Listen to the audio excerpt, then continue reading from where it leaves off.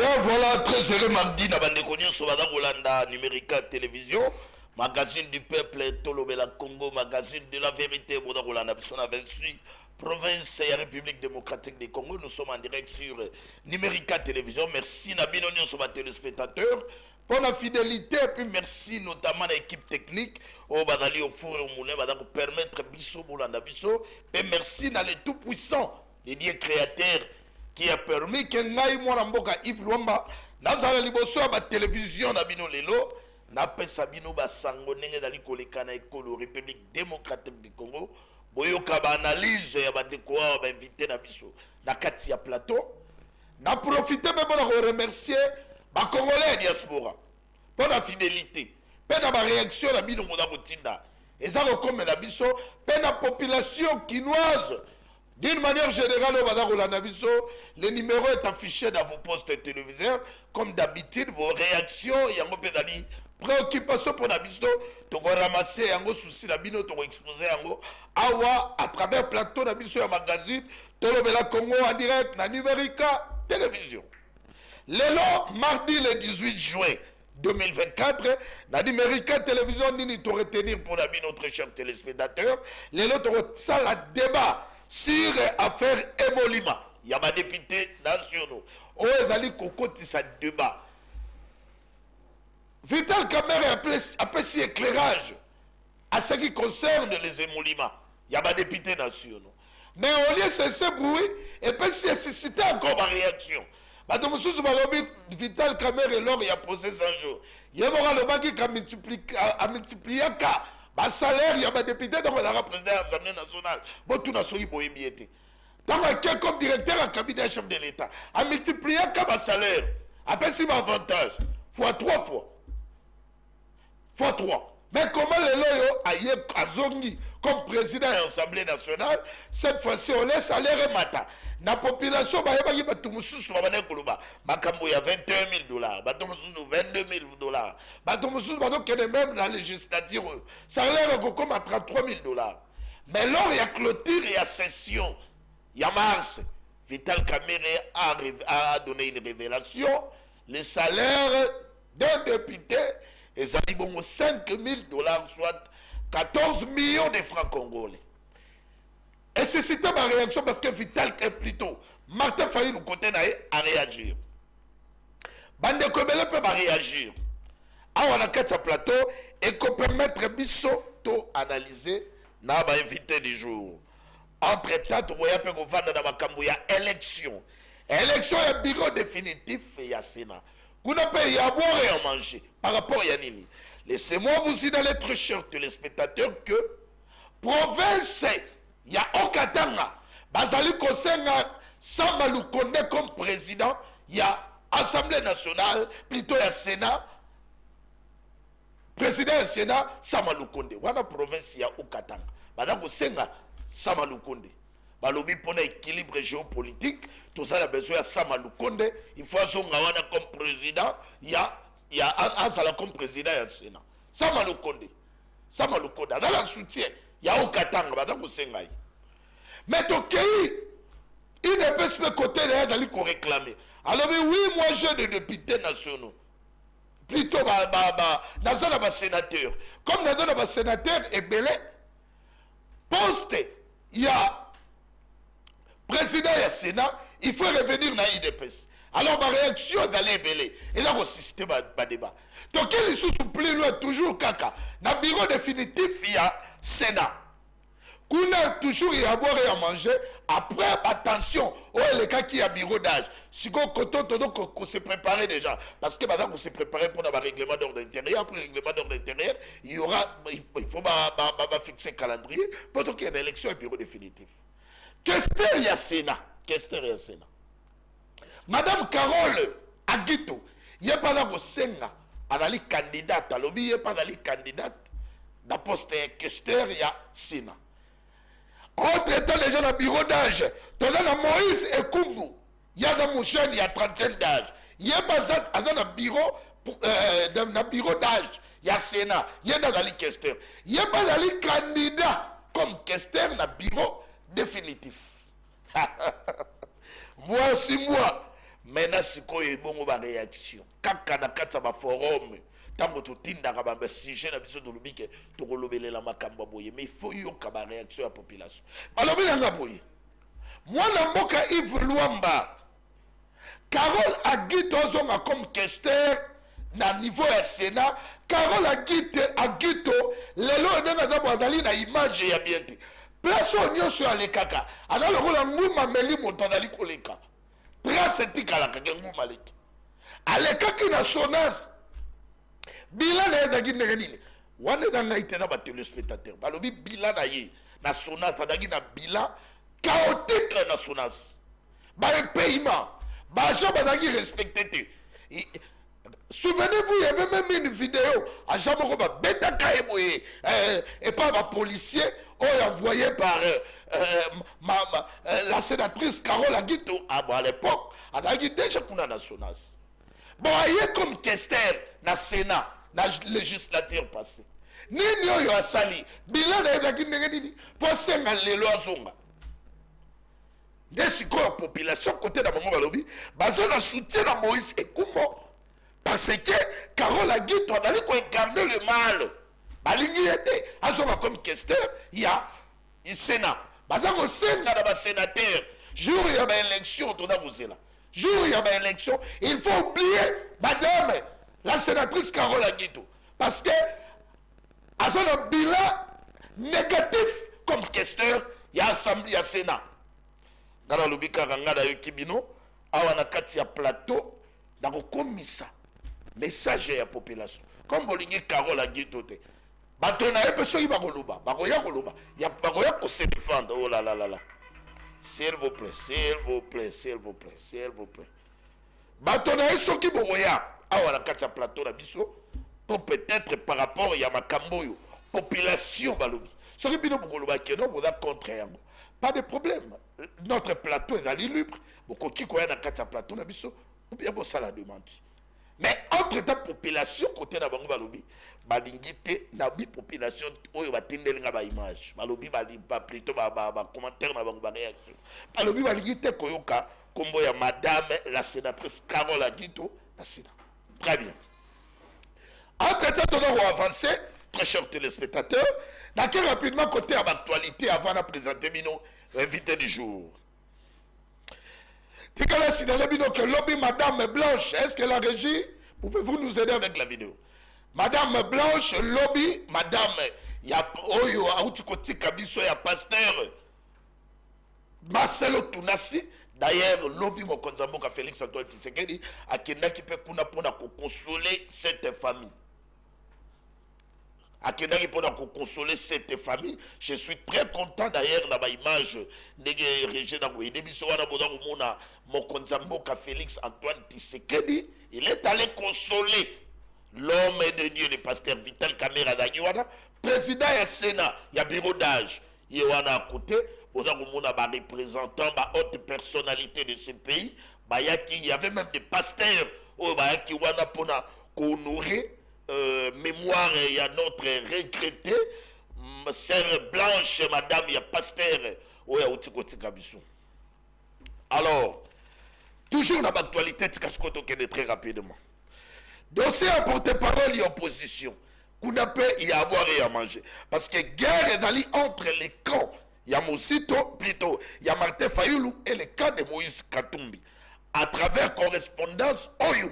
Secrétaire général et ensemble à Tindelagi na Lamouka MC Bango que Bameka na carte de correspondance sur la série Bango va faire sa proposition pour un règlement d'ordre intérieur à ce qui concerne l'opposition.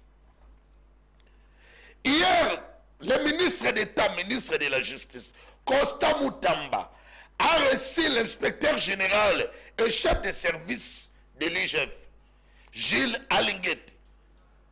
Au cours de leur échange, les deux personnalités ont évoqué la question liée à la lutte contre la corruption.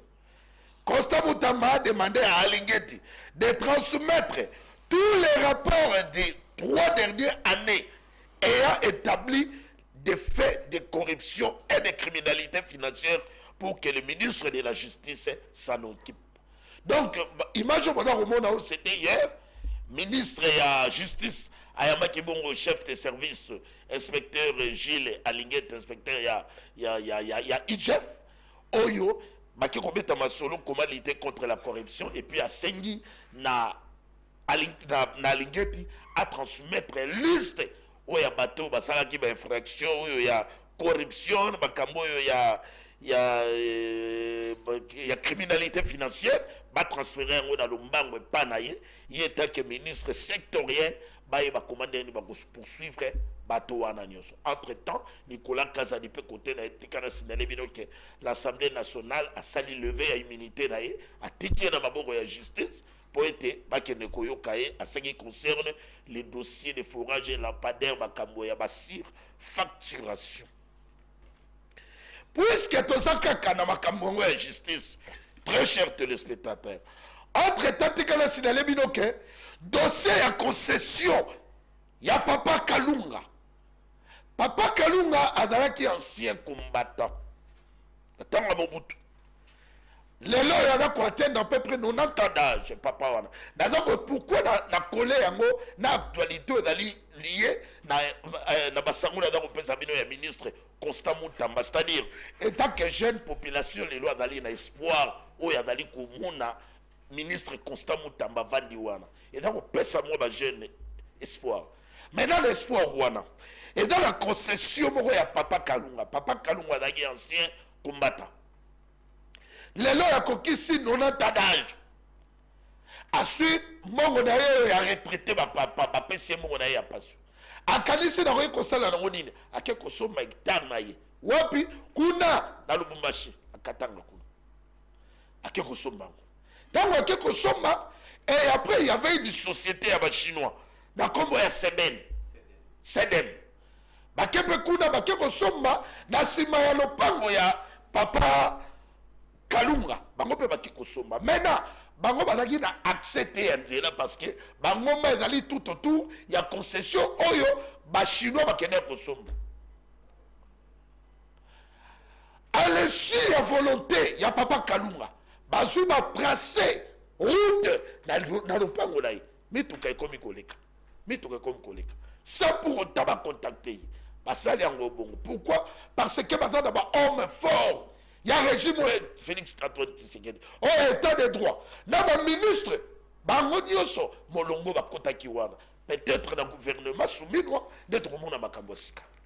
Et c'est l'idée car bangote. Et qu'il sous son général. Oh, il y a un gouverneur militaire. Nima, général Nima. Il y a pas qui kokota kuna akeko kanga. Espace na kuna la kati, il y a concession, il y a Papa Kalunga. Ensuite, il y a retourné ndako et silité abadi kosala ba vente. Je suis très content. Papa wana atakaki général Ndima la justice et va rendre un jugement. C'est lui le gagnant. Maintenant exécution c'est quoi le jugement et vous savez manière ni Constant Mutamba. On va congolais va doli. Oh dobi c'est la mission pitbull.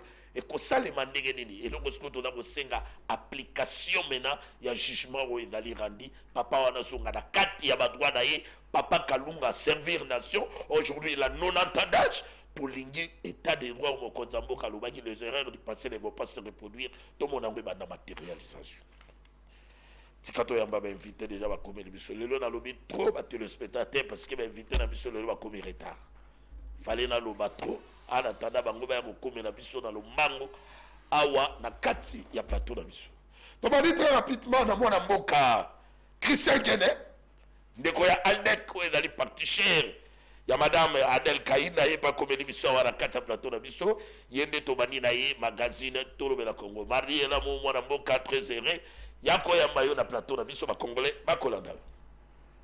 Merci beaucoup mwana mboka Yves Luamba. Merci pour l'invitation na yo. Je suis très content na sima mikolo ebele lelo yo tozongi lisusu na plateau na yo nazako pesa mbote na bandeko na ngai tozoka bango plateau awa Fall Mamba ndeko na ngai ya Jean-Marc Kaboun na ko pesa mbote na ndeko na ngai ya IDPS esika Jack Bauer Auguste Kabuya azali SG oyo to akokabula ni makanisi na tongo lelo azopesa pe bandeko na ngai nyonso bakotala biso na ndako na ntango ye mbote mingi na esika bazwa mingi. Alors ndeko d'abord yambo ete na kota na kati ya masolo na ko permettre ngai na zwa mwangonga mukie ya ba biscuit et puis totala ndenge nini toko leka. Voilà, d'abord naza ko présenter ba condoléances na ngai na famille tuna Simobimba oyo ba wuti ko perdre maman, être cher moto nzambe akabelaka pesaka papa Marcelo. Papa Marcelo azali moto pamba te na République, azali moto oyo abikisi milimo ya bato. Papa Marcelo azali moto oyo andimisi bato ebele Kristo. Papa Marcelo azali moto oyo bato andimaka te ye apesa bango confiance ke na nzambe makambo koyi kosimba. Alors c'est quelqu'un oyo il fallait to pesa quand même encouragement na biso bana ya ministère amen elongona ntoma Léopold Mutombo to akopesa ye ba courage ebele. Papa na biso azalaki pe représenter kuna ye moko pe akendaki lisusu ko fortifier jeune frère na ye yango to akopesa vraiment ba courage ebele na pasteur. Merci na chef de l'État parce que a honoraki citoyen na ye ya mboka, a honoraki mama Blanche Sika Kei na Lilita. Nzambe to ako espérer que minito azali na loboko ya tata na cadre ba condoléances to représenter pe so ba condoléances na patriarche na famille ya patriarche Baruti boni makabalde ke kona mama na Baruti wa kufaki ebembe yako ya ba condoléances na famille Mobimba et puis na Baruti tabernacle. Voilà ndeko, merci beaucoup na question tuningai. Princesse Adèle azali très très forte na minito moral eza vraiment likolo honorable Sika azali. Donc on peut essayer d'abord mbote, merci pour notre orientation à Pesaka Biso. Merci beaucoup maman. Basala qui remise et reprise. Oui. Mikolo semaine les. Oh wapi na moni ba image ba portefeuille na ko expliquer yo. Oui, allez-y. Là princesse Adèle Kainda tango yaki na portefeuille nenga kutaki portefeuille et puis oyo zo mona o nenga tiki yango. Soki rejet ko ko bandela biso espace moni ba poubelle wana na immeuble kala. Okomona ke tangu oyo place aux bozo bandiko ba kotala na bandako bomone sika oza tangu princesse de la yaki na portefeuille ba malgré ba ministre nyoso ba leka bomona ke ba mire betela bambula et tia ba kusha ba verre ba poubelle ba ni na kata bureau mais tangu princesse de Kainda ye lokola moto alobi jamais bato ba koki ko travailler na ba condition oyo te adota portefeuille na ba instrument ya sika adoté bango na ba personnel ya sika adoté portefeuille na bâtiment même bâtiment mais comme ya sika pour bâtiment bato ba koyeba te ezalaki ex banque centrale du Congo banda ba belge batika yango bokomona ndenge ezalaka salite mais lelo tango ye a redonné yango goût apesi bango fonctionnalité ya sika ba personnel mususu o bakoki ko mema namoni mosala salé maintenant bodo soutenir gouvernement. Nous sommes bel et bien à l'Union sacrée. Nous gouvernement na biso. Torobo ya yangote. Yo to senga ga mama dans la tête. Voilà. Biso to senga pour chef. Non. Biso to senga chef de l'État chez biso moisi. Lokola ministre ya Yambo. Na plateau na bandaka yango. Justement. Au monique tata mokonza yo kaki ko senga na biso achila biso mama Judith. Azali muto to ako soutenir. Azali moisi. Tozo espérer que na basi turo. Makamanga nazali papa soki to sengi mosi parce que to moni ke ba papa ba bi eza mo mingi yango mo to sengaki mama moko akoma alors to biki mama Judith ko décevoir biso très bien yango moni ba image wana za komona ezali remise et reprise entre princesse Adèle Kainda moto tango akobima na portefeuille ba cadre na ba agent portefeuille ba ebisi mama ko mata mutu kate to keko tiko makolo tina ndako yemo c'est quel lycée il a placé boza na era misala boko ngende kotika ngai te ba memie makolo tina Forescom. OK tala bolingo tangu ministre akolongwa ba agent na ba cadre ya ministère ba oketika ya cabinet je dis ya ministère CSP secrétaire général ba okende kotika o pourquoi parce que oyena bango innovation na merci Christian place ba na kolia bango ba mbongo yo lo bate salaire ya moto ezali sacré, il faut na pesa bango. Merci Christian. Ba prime na bango ya li sacré, il faut na pesa. Voilà bolamu ya princesse Adèle Kaïna ba ndenge batu ba ko sepela pour ko kende ozomona azali assistante ya secrétaire général o ya portefeuille ya Télémia. Merci Christian.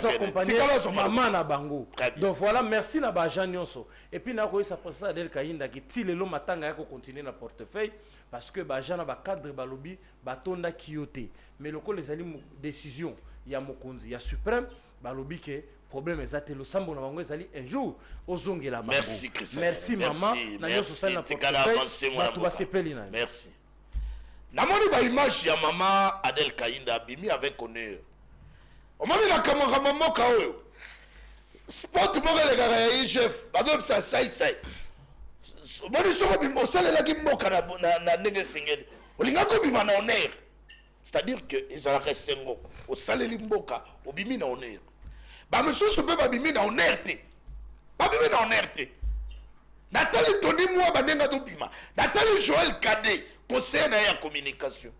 Na moni koto Joël Cadet heureusement que présence il y a la police. Maman moko yena nzeta bamimi abami Joël Cadet. Mais Joël Cadet représente quoi? Nous ne soutenons pas acte bongo. Mais c'est-à-dire que bobimi na honneur te. Bobimi na honneur te. D'ailleurs na Tony moi ba. Bobimi na honneur te. Et là ngaité. Dans toute la image. Caméra pe numérique ta mola yité. Mais vu ba image, oh e comme li biso. Bobimi na honneur te. So salé limboka na honneur. Obima loko la maman Adèle Kaïna. Ça limboka na honneur. Dans mon image moko ya Jean Lycée Boussa. Image ya Jean Lycée wana. Oh kota la bosine. Tika lo banaye loko moko Jean Lycée Boussa. Jean Lycée ala kulutu na biso. Ministre lelo yenda comme ministre na portefeuille. Kulutu Jean Lycée. To bunaki kolobela yo avant comme ministre va reconduire yo lelo. Vous avez déjà ministre koto yo na commerce extérieur avant comme awa. To bunaki kolobela yo. Mais awa bando komi balakaki biso ko ya mabiso. Ti lelo yo tozui ata invitation morote pona ko yakaka to lobi to ya ko senga yo bosui na ote. Mais c'est-à-dire à titre de reconnaissance to ye pona ko féliciter. To suka lokola ba bourette te bunie to nginda kunda ko matiba niveau ale mukolo ndako sili bazui bourette baké ko tia ngona couloir ko ba la libana épauler lambula. La reconnaissance et ça la ramo bien pas bato. Merci. Effectuer mandat Jean-Lycée Mboussa ministre ya portefeuille. D'accord rapidement pour moi mboka Fall Mamba. Comme les biso à la catapalto de quoi alliance pour les champs chubada donc PCM maloba directement dans mon tour dans bango makambo ya porte-parole ya opposition les dossiers qui fait débat et Kaboli côté Martin Fayulu na Moïse Katumbi position na bango dans l'indépendance parce que Moïse Katumbi a sengi bato ba pris sa proposition na bango pour na la règlement d'ordre intérieur ya opposition boni bino boyambi yango ndenge nini ya vous mwana mboka Fall Mamba na bi kozanga la peu biscuit très rapidement. Merci beaucoup Mopanzi Sango na PCP Mbote na bandeko ngai bana mboka otokabola na bango plateau moko ya lelo plus particulièrement na moninga wanga tango nyonso maître Christian egene mwana mama. Mais avant na continuer na bambote obi tango na koya wana kiti po embouteillage lekaki na kiti na motuka na zui moto na na lumbango oyebi ke na grande surprise moto moko et surprendre ngai et tout moto nazalaki nango. Oh là là. Natala boye ezalaki ba policier. Ba bimi wana soki combien donc je vous dis ba tout nazalo kolonange ko sa pasi ozana idete.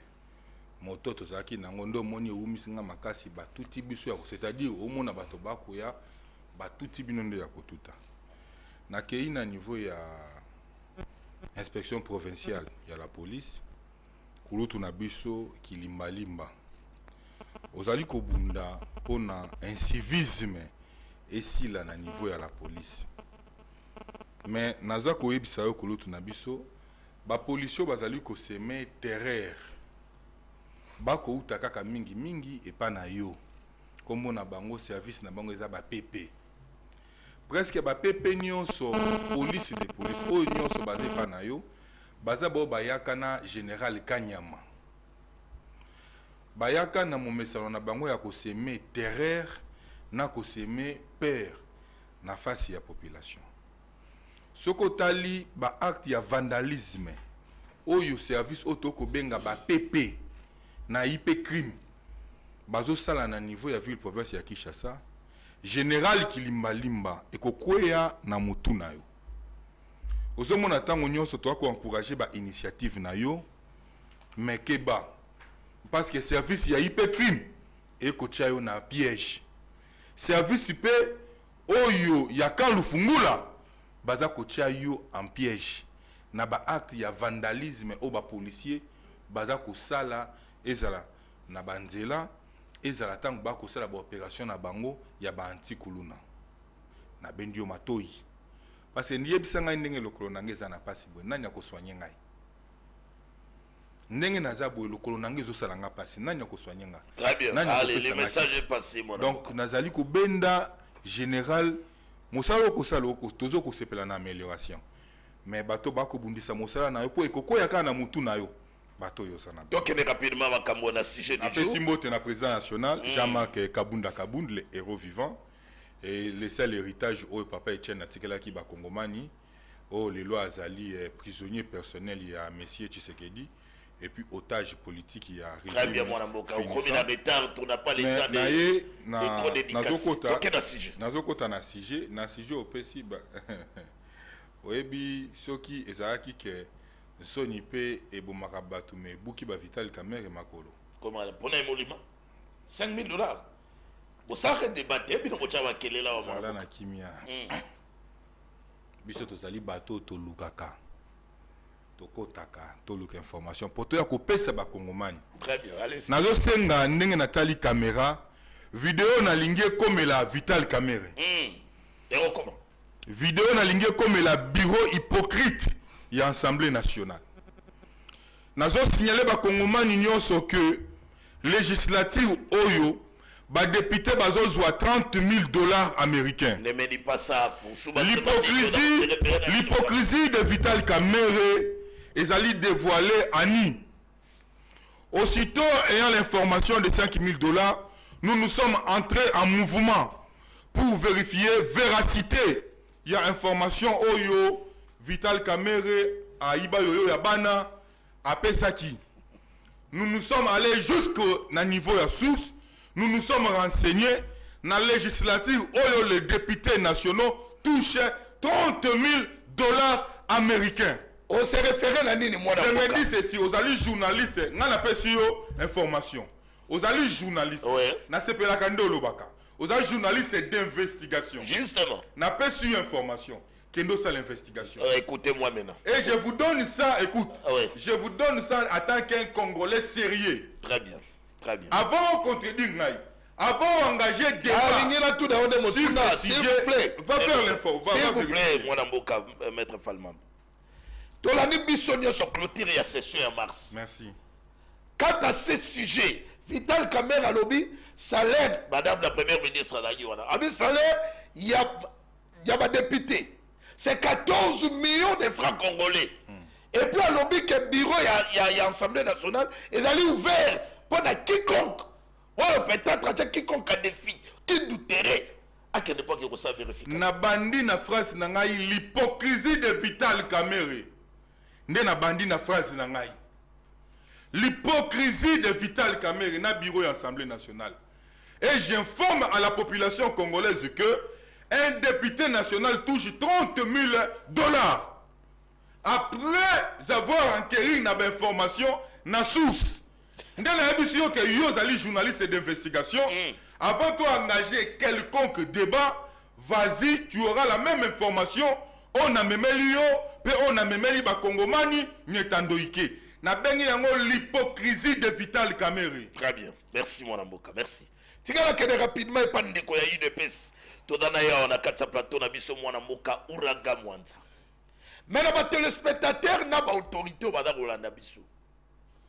Naboki mbela question directe dans le Congolais badako mituna na DG à OVD. Na DG à OVD. Na DG kuna na Foner badaka na DG pe. Na DG à OVD. Na DG à Foner. Na derando qui est République démocratique du Congo. Question directe. Population botine dans un message. Na DG à OVD. Na DG à Foner. Na derando qui a mabulu. la République démocratique du Congo. Ah, on attend na immeuble de Boutour, nazo sala magazine en direct. Boya kaka na entrée, côté à l'époque dans un restaurant Les Délices. Boya kota la état de route, maille, tondi le la flemme, neto commis na lac. On se pose tant de questions. On venait le bima de financement, on venait. Alors il va avoir financement. Nazo sala tout pour na yamba DG plateau spécial, va avoir financement. So il va avoir financement. C'est que nous qui défendent. Les DG des fondaires, ceux qui vont avoir financement, s'il s'avérait qu'il y a un financement, c'est que nous qui avons fondaire. Alors pourquoi fondaire a dit qu'on paie ça? Ma coquine a OVDT pour qu'il chasse comme au bimi et les boulous, au tamouli mouké les boulous, partout comme ma boulou. C'est-à-dire, moi, je n'ai pas les boulous à côté de ta prison. Mais maintenant, je vais occasionner ma boulou, je vais retourner ma deuxième femme, ma troisième femme, ma immeuble. Dans mon République. On laisse à la misala, état de route, et où on a les sous-terre. Et d'inquiéter la population. Dans le message, dans le message. Donc, je me rappelle, mais bon, mon amboka, Uragamota, très heureux à Boyambayo. Merci beaucoup. Merci beaucoup, mon amboka Yves. Et Sengonanga Isabelle d'abord à se retrouver dans le plateau pour communiquer dans la population à Bissau. En passant, d'abord, je félicite d'abord le chef de l'État d'abord, oui. Félix Antoine Tshisekedi Tshilombo, pour le choix judicieux qu'il a fait en nommant Constant Mutamba comme ministre de la Justice. Je viens d'y être, je vois ce qu'il a déjà commencé à imprimer. Je sais que dans quelques heures, d'ici quelques mois, tout, il va balader. D'abord, je salue d'abord, parce qu'il a fait d'abord la ronde de tous les bureaux de tous les services, le ministère de la Justice. Il a fait une réunion avec tous les agents. Vous avez confiance en Constant? Oui. Vous savez, il y a des gens, tu peux les lire déjà par sa façon de faire les choses. Par son introduction, pour y aller à l'étage, vous voyez, il y a une fondation. Tant qu'on a posé la fondation, on comprend que les gens été beau réseau. Papa, bateau, nazoye bisayo. 3 ans passés, liste wadale. Papa, va s'apprêter. Vous comprenez? Wana Toleki, toutes mes félicitations d'abord, son excellence ministre d'État. Je vous encourage et nous serons toujours là pour vous encourager, vous accompagner. Ici aussi, je balaye aussi un autre dossier, le dossier de Papa Kalunga. Papa Kalunga, c'est un ancien combattant. N'a à servir sous les drapeaux. Et ce papa, avec son argent, mbongo ya pension, mes chers frères, mbongo ya pension, moutasombi concession na ye, abi avaloze mabelele mbongo ya tchekuna. L'avènement de ce Chinois ici qui arrive, qui est soutenu par le Congolais, certaines autorités, ministres dans ce gouvernement au Bazoïa, des flatteurs, derrière Félix Antoine Tshisekedi Tshilombo, comme soi-disant il accompagne la vision. De l'entretemps, ils sont en train de me noyer, de creuser dans la profondeur. Papa, concession à Moutou Asali, il a servi la nation. Assoum Mabele Naye, les Chinois arrivent, comme tu l'as relaté là. Pas seulement les Chinois.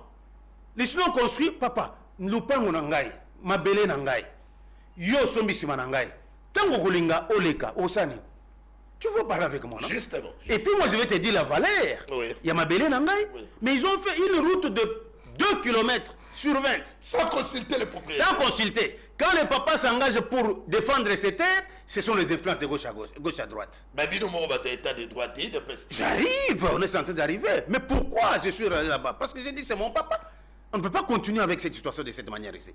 Et pas seulement la CEDEM. Et la CEDEM, ce sont des Chinois. Et qui soutient la CEDEM là? Ce sont toujours nos Congolais, nos frères Congolais. Nos frères Congolais. Plus grave encore, le ministre Aïe de Papa! Ministre Aïe de Pêche, on trouve que non. Oh, bawana basimba kabangote, bazaba tuyanani ya 20 plein intérieur. Papa! Moi j'ai dit, mais c'est pas possible. Non, avant. Soit disant, il ne faut pas aller là-bas. Celui-là, on parle du passé. Papa, moi j'ai dit, c'est pas possible. Et on dit, non, il y a intervention. Il y a un certain monsieur qui agit aussi. Il y a un certain Papi Kanyinde, autre, tout ça. Moi, j'ai dit, moi, à Lubumbashi, sur place. On a vu le général Edi Kapende. Parce qu'à l'époque, il y a eu même réquisition. Il y a auditeur supérieur. Il y a auditeur supérieur, il y a Lubumbashi, qui a instruit la 22e région militaire pour intervenir en février 2023. Parce qu'il y avait implication. Même le général Ndima, parce que je vais Ndima payer assez à Zouamabel, à Kata, plus de 200 hectares.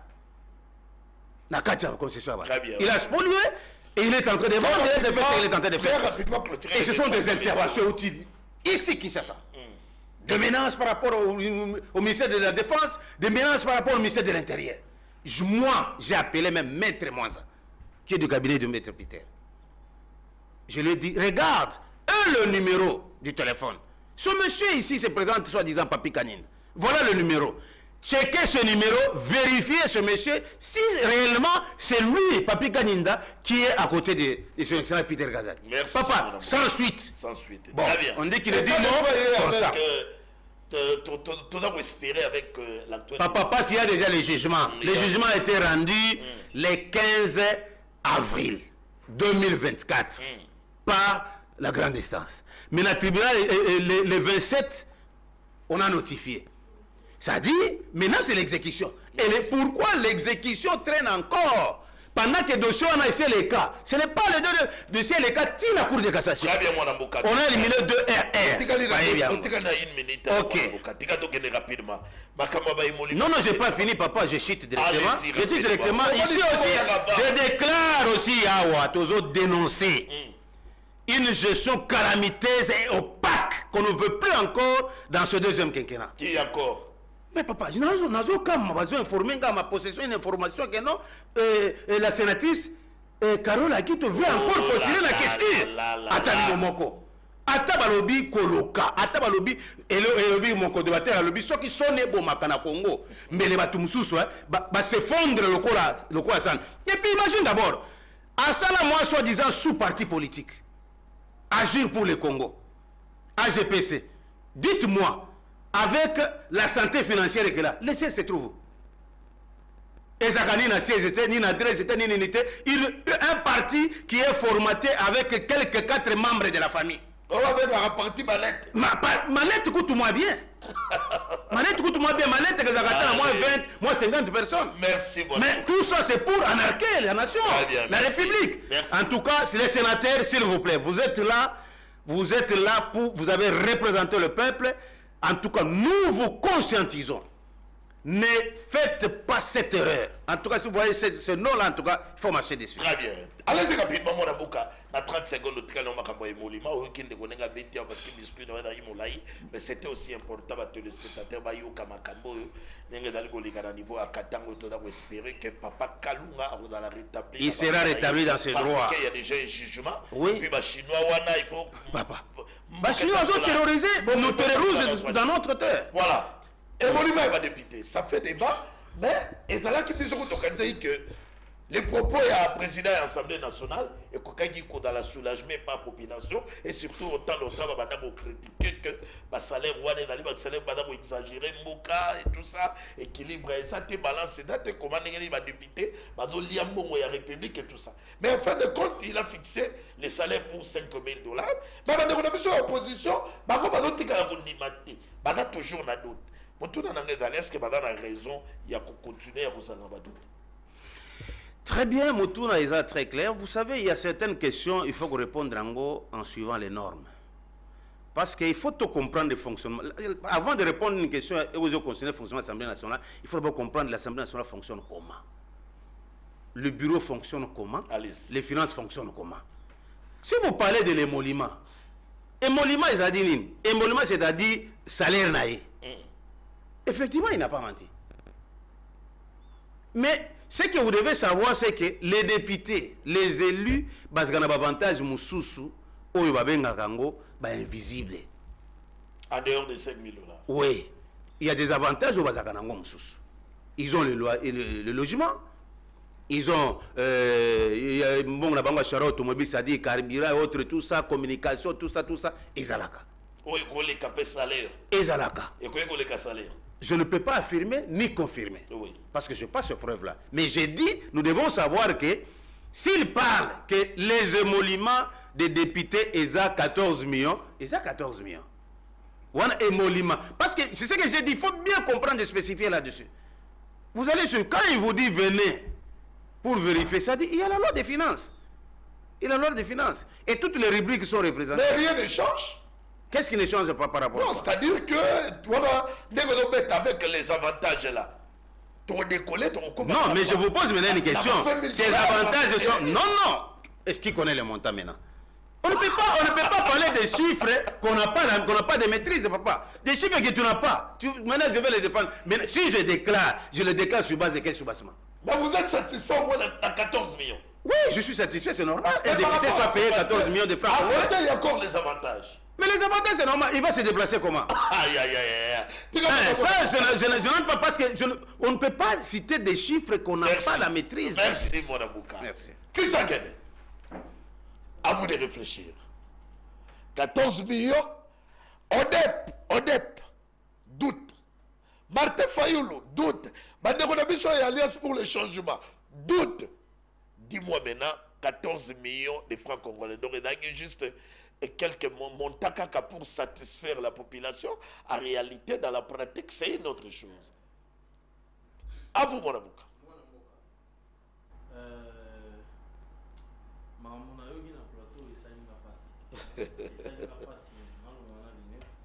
Parce que on n'a pas de problème.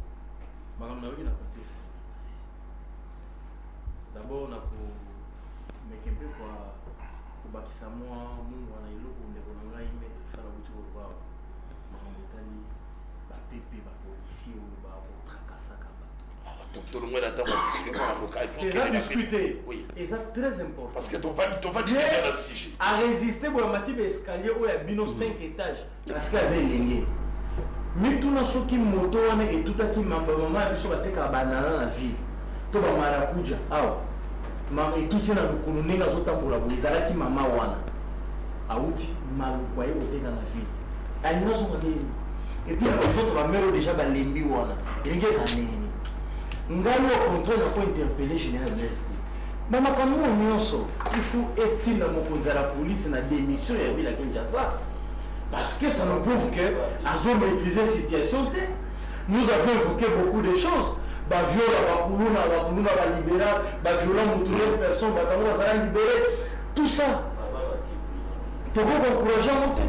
Voilà pourquoi, ngai personnellement, na singa na tata mokundi. Na rappela kayeme ngende kunanga uruga utulubao. Ezali second mandat. Constitutionnellement, ezali mandat ya suka ya chef de l'État. Je dis bien constitutionnellement, en attendant, Magamususu. Mais au mandat, sécurité à peuple congolais, ezali ko faire partie na bilan na yo pays. Ce qui peut pas la sécurité, yo be bilan na yo na côté sécurité ba côté positive. Très bien Christian. Ce qui donne la sécurité ba côté mon négatif. Voilà pourquoi ba tout le la général Elvis ba bomi la ville à Kinshasa. Nengo pesa demia pepa général Christian Naouel, grand frère de Jésus. Nengo peut qu'on s'appelle ville à Kinshasa mais général. Il est malé par le je ne dis pas ça. Voilà. Nalobi a moté, mais Nalobi peut-être qu'elles ont mérité. Je ne dis pas qu'elles ont mérité, Nalobi peut-être qu'elles ont mérité. Nalobi kaka, na lecture dans la langue na sali. Aussi on peut si Elvis na wesh parlant, général major Maniema, mais les Maniema mais sont na oh. Ah, c'est ça. Ça aussi qui a sorti si Elvis na banti que makambo batakaseri. Ba roulage va senga ekosila. Ekosila. Moi le général Elvis et puis moi je vais la générale Blaise Kilimali. Donc on a pas zoba na bakabasi. Ndeko makambo na yo ki na plateau. Si ça verrait vrai, ce pays est maudit. Bon, excusez-moi. Député, en dehors, on soit 14 millions de francs congolais, bazana a avantage, entre autres, va foutre la monde. Invisible. Entre autres, logement à Bango, entre autres, carburant, entre autres, déplacements.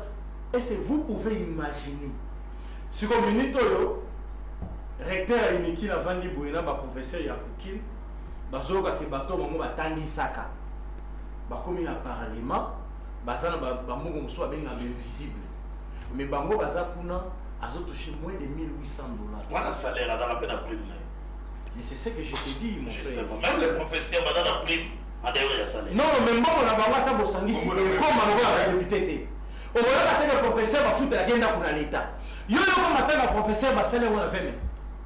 Yo, comme matin, le professeur sale 3 jours à parler du peuple. Jamais.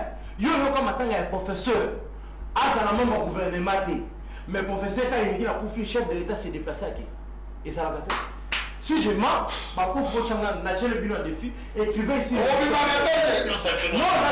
je suis en train de dire seulement que nous avons réfléchi dans haute voix. C'est pour encourager les chefs de voir clair. Tous ont une tête à mon condibat sur la lobby. Député va foutre l'enda pour la nini. D'ailleurs, pour moi, 5 000 $, c'est trop pour un député national. Député national touche 5 000 francs. Enseignant, banda kotangi sa banda kala. Na collège Bobo aussi 150 $. Na mo amba aussi 260 $. Mais il y a un député qui est député. Après, il y a un député qui est moi, je suis fils d'un enseignant. Il faut que ça soit clair dans ma cambo. Enseignant, à moins de 200 $. Ni bon député à cause de 5 000 $. Et le président Vital Kamerhe dit ça dans haute voix. C'est une honte. Donc même 5 000 $, on a 5 000 $. Non, soyons sérieux, écoutez. Député a 5 000 $. Pourquoi voter à la loi? Ce n'est pas facile, mon amour. Et ça facile, t'es nani. Attention, non, écoutez-moi. Attends, le député national. S'il vous plaît. Alors, Maman Del Kaïna. Non, Maman Del, c'est une femme de bonne. Justement, elle est députée. Au lieu que Maman Del a posé dans le Parlement, il m'a demandé s'il peut toucher salaire. Je vous dis la vérité, quand il y a des Gaza, après la pizza, on a 500 $, Maman Del ne dira rien. Et puis, on réclame à péter. Parce que c'est quelqu'un qui est soucié d'abord de sa population. Merci, mon amour. Là, ça s'allie. Il y a des gens qui souffrent. Très bien. Mais on peut la voir d'ailleurs, et pour convaincre. Peut-être elle ne sait pas où commencer. Merci. Moi, je suis très mécontent que les députés fassent 5 000 $. Il faut que ça monte à 1 500, 1 000 $, 800. Ça va. Comment est-ce qu'il y a des députés qui ont 5 000 $, mais les gens sont très bien, très bien. Parce que ça y est, on est invisible. Donc, on a PCA, ODP, c'est l'institution qui était. ODP, c'est l'institution qui virement sur un bon de caca pour la vérification. Ce comme il y a ODP et qui est banque centrale, n'est pas foutu bino. Bâtiment dans la banque commerciale. Merci, mon Mais dites-moi un peu, mon frère. PCA Zorbaké, c'est que le président Vital Kamerhe a dit c'est du mensonge. Les députés vont comme à 21 000 à 30 000 $ dans le mois. Et puis, on dépend de la c'est par rapport à la mobilisation. Est-ce que vous pouvez imaginer, les gens sont en train de nous regarder dans le temps, mon frère. Na vu aujourd'hui dans Kinshasa. Kinshasa, c'est le seul pays au monde, Congo, le seul pays au monde où quelqu'un sort le matin pour aller chercher de l'argent, mais à Zoni na Balingo. Merci, mon amour. Dans une 5 000 $, moi j'ai dit Vital Kamerhe à Kosibi. Très bien. Lui, il nous a jamais dit la vérité. Oh là là là là. Merci, mon amour. Moi, puis ma soeur, donc on est comme Massango. Avec un coup, s'il vous plaît. On va dire voilà. ODEP conteste les propos de Vital Kamerhe. Pour ODEP, la loi ne se change pas par rapport à la parole, mais par rapport à la réalité, car la réalité se traduit par la modification de la loi des finances de 2024. Donc c'est-à-dire qu'on ne peut pas se référer seulement à ma propos. Il y a Vital Kamerhe qui est salaire, il y a plutôt députés nationaux, 14 millions de francs congolais. Il faut que nous se référer à la loi des finances. On a décidé de toutes les vérités sur réellement. Les députés touchent 14 millions de $, ou bien dans leur histoire. Parce que moi je me rappelle, la vidéo, c'était sur Top Congo. Toi, là, vous tombez dans 21 millions de 21 000 $. Et les gens ont dit, à ce qu'on va commander pardon. On aura les interviews. À ce qu'on va commander pardon. D'ailleurs, il est allé plus loin pour dire que Ngaï Koutou Nadaki qui dit là, tout ce soir là, on va 50 000 $. Allez-y comprendre. Donc, je suis vraiment pour honnête. À cette émission, il faut se référer plus à la loi des finances. Entre-temps, un message à ma téléspectateur et Dani Kouya et Belé, mais tout le monde tout d'un côté à porter-parole. Il y a porte-parole de l'opposition par rapport à la proposition et règlement dans l'intérieur. Ensemble pour la République à travers leur secrétaire général à Tingela Martin Fayou. Bino Alliance pour les changements dans notre côté. Le parti va se prononcer dans les heures qui suivent par rapport à la question. Donc nous, on est quand même très organisés. Oui. On ne peut pas commenter si j'ai le rôle à la position en tant que position est partie. Ils sont dans les heures qui suivent. Très bien. Message à ma téléspectateur. Bonjour papa journaliste, biso population todo vivre na pasi moko oyo biloko nyonso emati lisusu ndelo. Pourquoi arriver à Tshisekedi na pouvoir mais toyebite eloko nini tozo kumisi la régime oyo parce que les gens apprennent à servir la nation et non les gens apprennent à servir la nation et non leur ventre. Donc on est dans les mécontentement, il y a population dans la bonjour Ndeko ya péateur.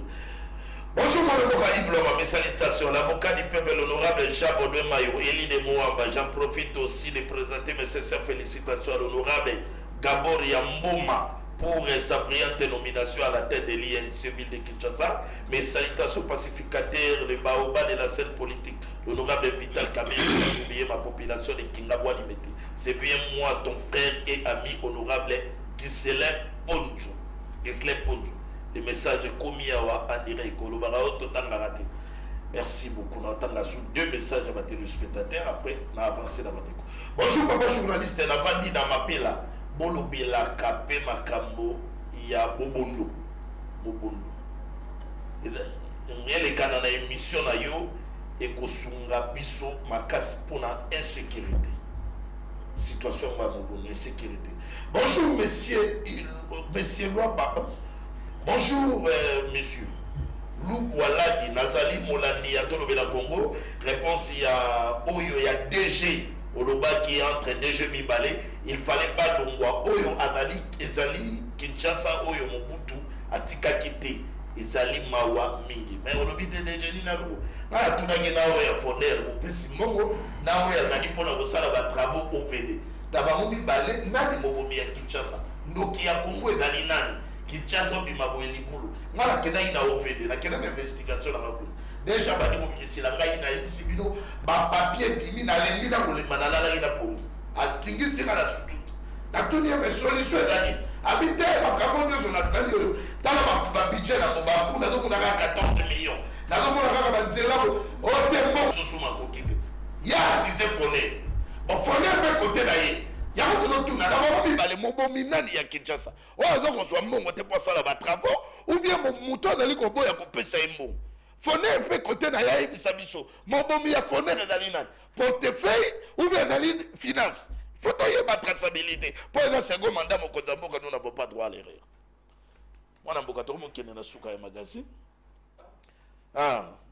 comment okende na suka ya magazine malheureusement faute de temps très bien. Conclusion makambo ya Sénat, conclusion makambo ya molima ya ba député, nini ba téléspectateur ba retenir.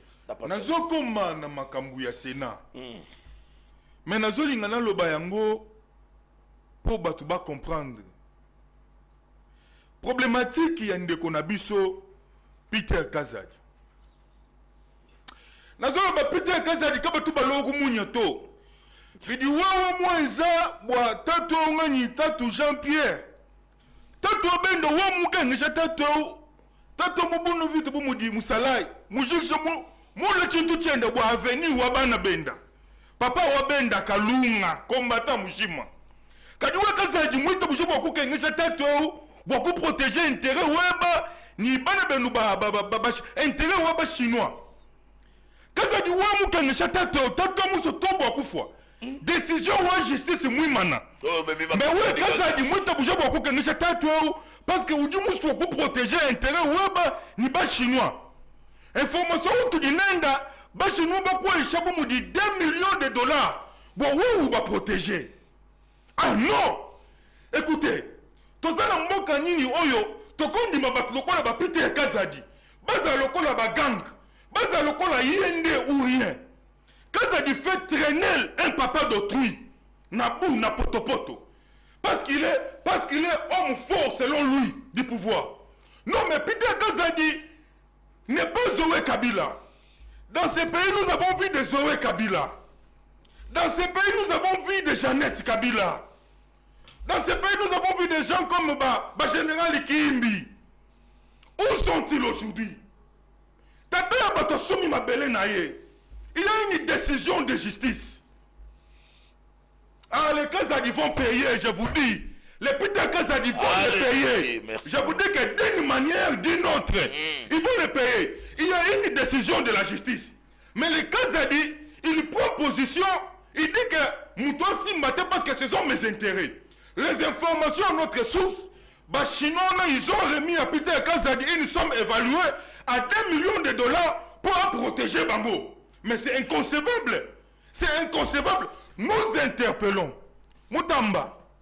Moutamba dit qu'il est actuel président du ministre de la Justice. Merci, mon ami. Comment est-ce qu'il y a une décision de justice et qu'on souffrir dans l'applicabilité? Merci, merci. Parce qu'il y a un homme fort. Merci. Je vais chuter par ici. Dieu est juste. Le karma existe. Dieu est juste. Allez-y, allez-y. Maman Okito. Une femme, moi si à Sony. Aguito ou Okito? Agito. Carole Aguito. Carole Aguito. C'est la sénatrice, c'est pas de l'élégance. Oui, moi si à Sony. Oh là là. Moi si à Sony. Omoni moi si à Bomwana. Ce qui bon moni bon wolola ina nzela. Bon zomela ye. Ponanini. Cette dame, après avoir fait souffrir Batona Sonas, après avoir collié Misolo na Sénat, gestion na yena baatis, gestion médiocre, démoniaque, satanique, sorcellerique. Et cette dame veut encore revenir comme caissier na Sénat. Une dame de honte. Allez, c'est une dame de honte. Elle ne mérite pas. S'il vous plaît. Et coquille. Après avoir assumé une gestion démoniaque, sorcellerie, satanique. Ce qui va monier,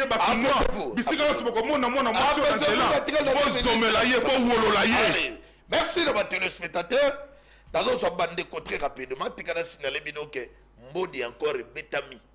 Oui, toi, tu as gagné votre téléspectateur. Makambo, il y a ma carte d'identité. Ministre actuel, il y a intérieur, Jacques Chabani, a annulé le contrat na monsieur Samba Bachili. Donc que c'est Samba Bachili na Bachili pour avoir imprimé ma carte d'identité. Dossier la bouki Lisuzu. Dossier la bouki. Nani oyo ayaki na Samba Bachili. Peter Kazadi. Peter Kazadi. C'est toujours Kazadi. C'est 3 ans il y a au sein d'une affaire à l'État. Pour transmettre la ligne de spécialiste. Peter Kazadi, il faut la juger, Toxini, Ankylos, s'il vous plaît, protégez ma garde. Ok, en tout cas, je pense que tout le monde a constaté la gestion calamiteuse et à bateau Oyo chef a ça qui confiance, ils n'ont pas servi le peuple. Et je suis confiant à la justice de notre pays. Pourquoi? Parce que la justice de Dieu n'a jamais été trahie et ne se trompe jamais.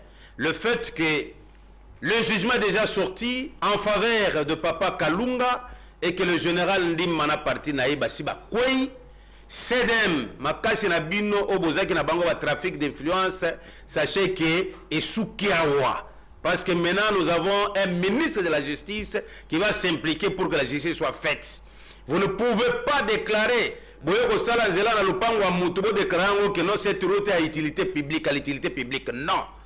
Non, non, merci, non. Merci. Et puis, na remercier quand même Nazo Pesa Longonia, na mokonzi ya mboka, pona koyebisa mokonzi ya mboka boye, chef de l'État. Cette fois-ci, kanga batu bakota maloko. Merci.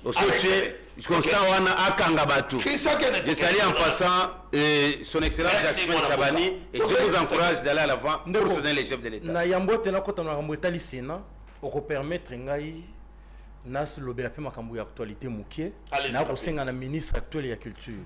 Azala te lokola ba o singa mamongo pona makambo papa wemba balia population mbongo. L'actualité c'est aussi méga production oyo mwana mboka héritier watana baza koteka lisusu culture ya Congo le 21 septembre na la scène musicale na Paris. déjà ba dossier na ye koti to singa na ministre de la culture ko s'impliquer personnellement Très bien. pour être bata Schengen basala ba bêtise ba ko sala te Oh, ya- o wase kwa lelo ya komi ko tambolaka ko pesaka ba merci soki ndenge nini Non, non, comme ça fallait. yango fali n'est pas un ambassadeur monsieur Après ça- fali pe asalaka te na Schengen donc il faut nyonso wana eza manque ya nini ya suivi ya Mais fallait sur la côté bakamona yo parce que ne pas tomber la boue. kaka malembe bato nyonso waseko na mukanda fali mutu apesaka ye te ngai nasengi na ministre ya culture Allez, merci. s'impliquer personnellement po ete mwana mboka moko héritier akete ka Toke, culture na toke, biso toke, toke. libanda tolingi tovivre te makambo tovivre Merci, na bakulutu madame. misusu Merci. merci beaucoup Na 30 secondes au tikal nango. makambo ya sena ndeko na ngai c'est très décevant namoni eloko wana balobi candidat président na compte ya union sacrée Sama Lukonde deuxième vice-président Batu Lukwebo questeur Moïse Ekumba na oyo utoloba mutu ya vient na biso Gilwando na Karola Gitu. Mais ça c'est insulter la République mes frères. Ça c'est insulter la République. Pour la nini bolingi fachite. Allez, merci moi. Obi pourquoi biso to ndeko Allez, c'est ma faute. pour la nini balingi Ah, fachite. ozombisa yo. Zela pardon, te pardon. Pour la nini bolingi fachite mutu la Karola Gitu. Bokopesa ye questora lisusu ya nini pourquoi? Mutu la Moïse. Obi pour la nini Karola Gitu na Moïse va postuler. Ah. Parce que Agito, ancienne partenaire ya Gilwando na sens que bazalaka na makamba fondation Widal, tout ça basolo la lisusu te. Lelo yo bakabona Christian moto akenda na mwasi na ya par Gilwando tikala na Moïse, Gilwando zo cha Moïse poa, koto pe Agito amicha poa. Bango mi ba Moïse va question de bigodage. mutu ya arep ya Gilwando. OK. Kaola Gito, ancien partenaire. Na makambo etali d'abord Gilwando sana bebandeli wana. Très bien. Mutu na bango Kaola Gito na Cristiano moto mobali na ye. Mais na lelo to solola. Bango moka ba yebi pourquoi ba solola sauter. Ba indiscuter rebelle. Bango mi balé ba compétent te ya Eh, ya, journaliste. Bango mi balé ba zero. Neti Moïse ba pesa ye a gérer azala questeur ya Sénat. Mes frères, atako to balobi fu kocha ba jeune poids. Mais non, pas jusque là. Kaola Gito. Déjà, président stoppé à Sama Lukonde avec un bilan zéro à quitter prématuré. Nous avons rappelé, s'il vous plaît, pardon, de minute mouké. Nous avons rappelé la maman Judith. Pardon maman, c'est concentré mingi na makambu ya mboka social à peu près. Merci mon ami. Pesa ba jeune misolo. Il faut la entreprendre. S'il vous plaît. Na ko pesa entrepreneur mouné. On a des annoncés. Juna Fakal mbote mune mingi na onyo so akosala muto alongola ba jeune na chômage aza kopesa bango misala. C'est un entrepreneur. Merci, merci. Le message est passé. Donc comme il a souka un magazine tout le Congo, bateau yo balandi yo ba armes non conventionnelles betamaki. Notamment la partie à Carole Agito. Parti yango soki agir soki le Congo. Soki bazalaka da parti malete te batone bazalaka. Awa na kata plateau na biso ba ya koleka.